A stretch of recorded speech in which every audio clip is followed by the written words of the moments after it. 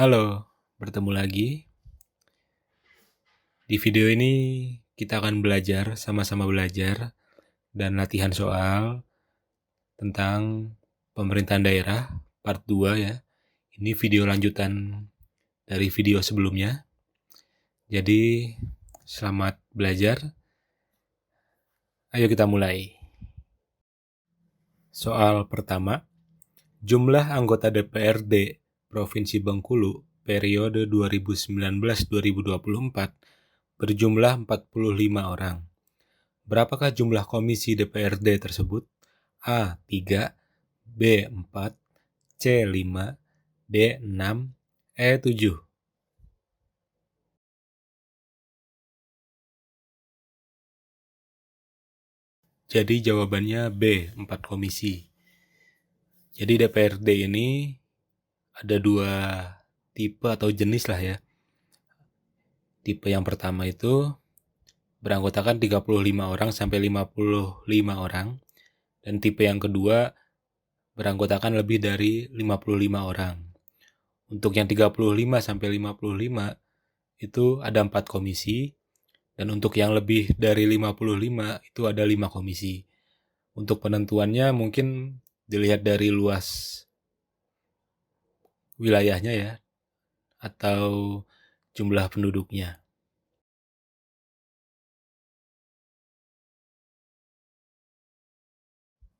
Soal nomor 2, berapa jumlah anggota DPRD Kabupaten Kota? A. Paling sedikit 20 orang dan paling banyak 40 orang. B. Paling sedikit 25 orang dan paling banyak 45 orang. C. Paling sedikit 15 orang dan paling banyak 40 orang. D. Paling sedikit 15 orang dan paling banyak 35 orang. E. Paling sedikit 20 orang dan paling banyak 50 orang.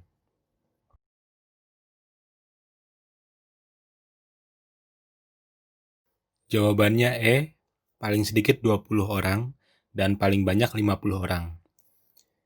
Itu ada di pasal 155 ayat 1 Undang-Undang 23 tahun 2014.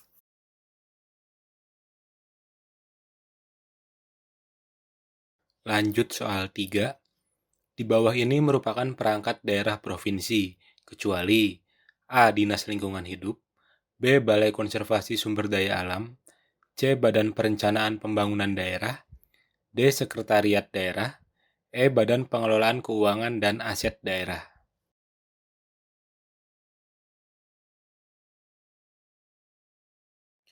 Jawabannya B. Balai Konservasi Sumber Daya Alam. Jadi untuk perangkat daerah provinsi ini terdiri atas Sekretariat Daerah, Sekretariat DPRD, Inspektorat, Dinas, dan Badan. Untuk BKSDA atau Balai Konservasi Sumber Daya Alam merupakan unit pelaksana teknis dari pemerintah pusat ya, tepatnya di bawah Kementerian Lingkungan Hidup dan Kehutanan. Jadi teman-teman mulai sekarang pelajari ya badan-badan atau perangkat-perangkat daerah, bedakan mana yang pusat mana yang daerah, biar nggak salah nanti kalau sudah jadi PNS.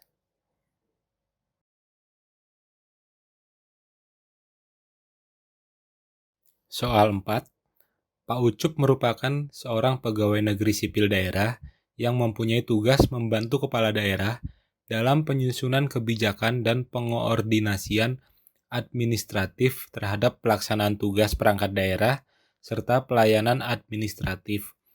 Jabatan Pak Ucup yaitu A. Kepala Dinas, B. Anggota DPRD, C. Sekretaris Daerah, D. Inspektur Daerah, E. Sekretaris DPRD.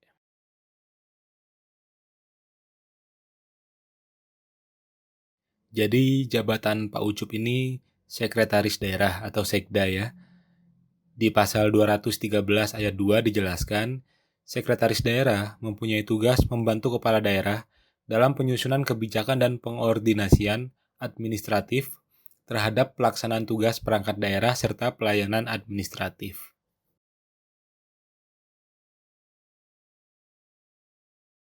Soal 5, Pak Michael merupakan Inspektur Provinsi DKI Jakarta yang mempunyai tugas membantu kepala daerah membina dan mengawasi pelaksanaan urusan pemerintahan yang menjadi kewenangan daerah dan tugas pembantuan oleh perangkat daerah. Pak Michael bertanggung jawab kepada A. Kepala daerah melalui sekretaris daerah, B. Sekretaris daerah melalui kepala dinas, C. Kepala daerah melalui DPRD, D.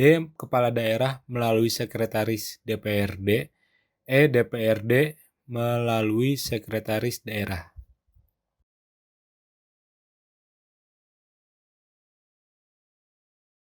Jadi Pak Michael ini bertanggung jawab kepada kepala daerah melalui sekretaris daerah, alias A ya jawabannya. Di pasal 216 ayat 3 di situ dijelaskan, Inspektorat Daerah dalam melaksanakan tugasnya bertanggung jawab kepada kepala daerah melalui Sekda.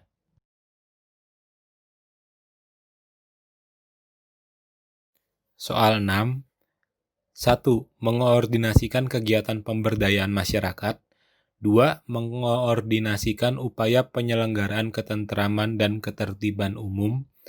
3. Mengoordinasikan penerapan dan penegakan Perda dan Perkada. 4.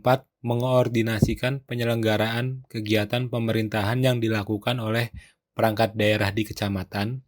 5. Membina dan mengawasi penyelenggaraan kegiatan desa dan atau kelurahan. Poin-poin di atas merupakan tugas-tugas yang dimiliki oleh A. Sekretaris Daerah Kabupaten Kota, B. Sekretaris Daerah Provinsi, C. Dinas Sosial, D. Kepala Desa, E. Camat.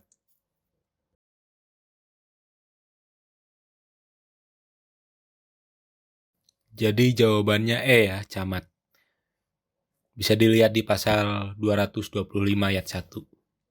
Jadi nanti silahkan dibaca-baca lagi ya undang-undangnya ya.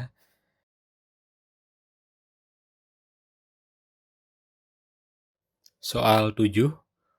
Pemerintah pusat memiliki hubungan keuangan dengan daerah untuk membiayai penyelenggaraan urusan pemerintahan yang diserahkan dan atau ditugaskan kepada daerah.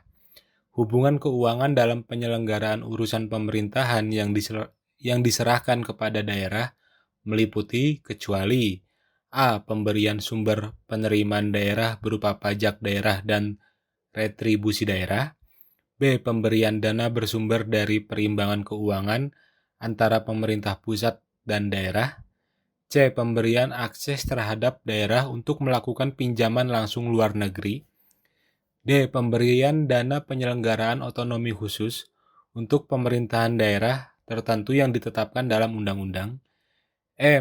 Pemberian pinjaman dan atau hibah, dana darurat, dan insentif fiskal.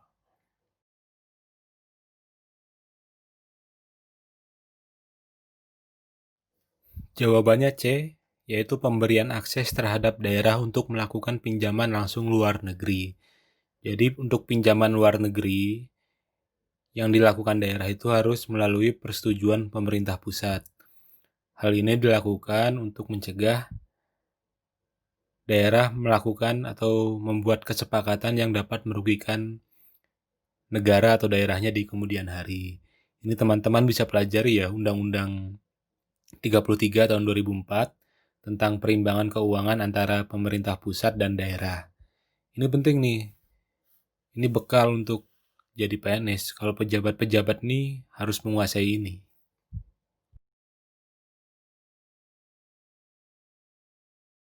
Soal 8.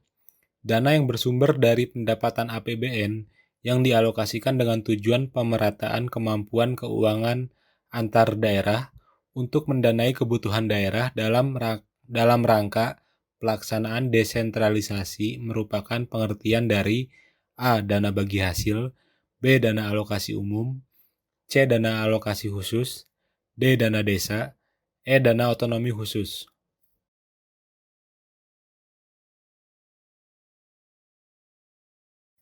Jawabannya B. Dana alokasi umum ya. Jadi itu pengertian dari DAU. Jadi untuk teman-teman ketahui, daerah ini punya pendapatan dari mana sih sumbernya? Yang pertama ada dari pendapatan asli daerah atau PAD, Yang kedua itu ada dana perimbangan. Dana perimbangan ini ada 3 jenis. Ada dana bagi hasil, dana alokasi umum, lalu dana alokasi khusus.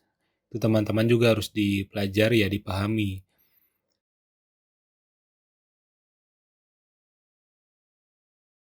Nomor 9, dana bagi hasil merupakan dana yang bersumber dari pendapatan APBN yang dialokasikan kepada daerah berdasarkan angka persentase untuk mendanai kebutuhan daerah dalam rangka pelaksanaan desentralisasi.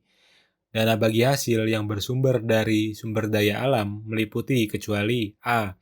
Provisi sumber daya hutan, B. Iuran eksplorasi dan iuran eksploitasi pertambangan mineral dan batu bara, C. Iuran produksi panas bumi, D. Cukai hasil tembakau, E. Iuran tetap pertambangan mineral dan batu bara.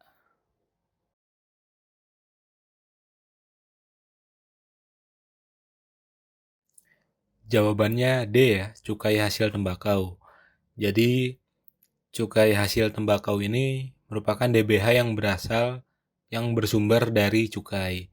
Untuk diketahui teman-teman, sumber dana bagi hasil ini ada 3, yaitu dari pajak, dari cukai, dan dari sumber daya alam. Jadi dana bagi hasil ini kayak gini nih, misal kita mau nebang pohon dengan cara yang legal, itu kita harus bayar per meter kubiknya kepada negara. Nah, ntar dari negara itu dibagi lagi persentasenya. 20% untuk negara dan 80% untuk daerah penghasil dari kayu tersebut. Kurang lebih seperti itulah contohnya.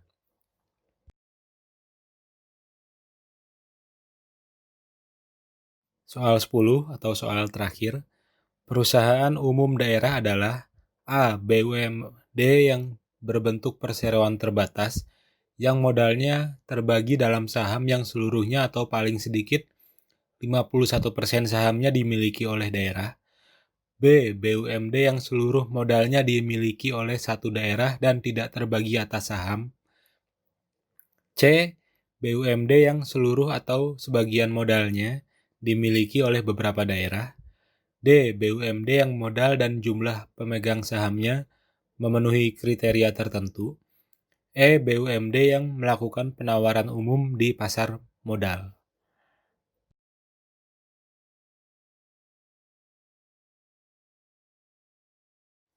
Jawabannya B.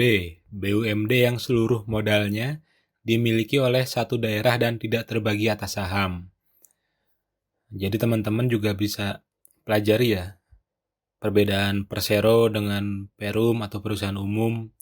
Ini di Undang-Undang Nomor 19 Tahun 2003 tentang BUMN. Siapa tahu kan jelek-jeleknya nggak lolos PNS bisa keterima di BUMN atau BUMD, kan lumayan. Sekalian nambah-nambahin wawasan kan.